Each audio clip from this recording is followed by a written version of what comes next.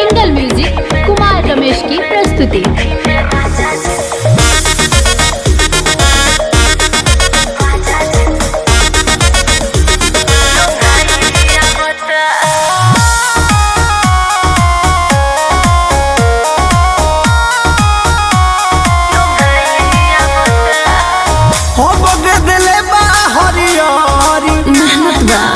मन कर बोकाल खचोरी सच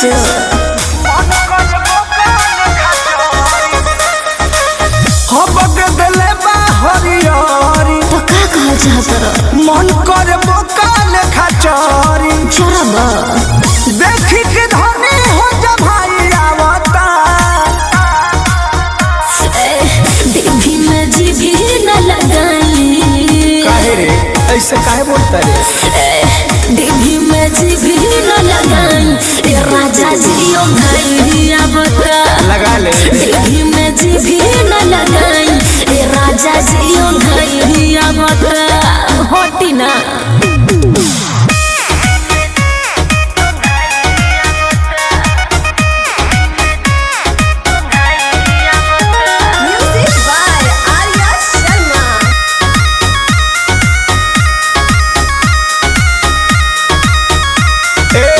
मन कर तारू अनियाई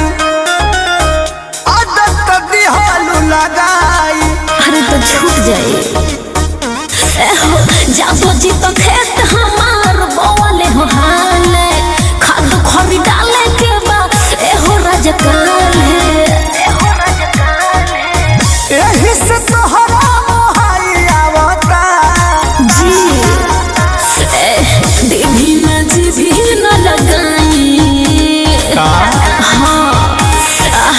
देवी में जीभी न लगाई ए राजा जिया भैया बता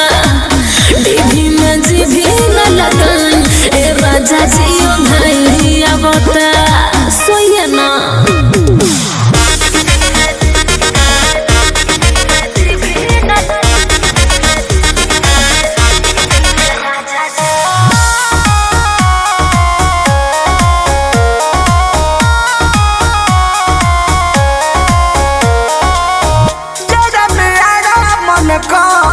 सचो का छुट्टी लेके आई बनी घर तो हम का करे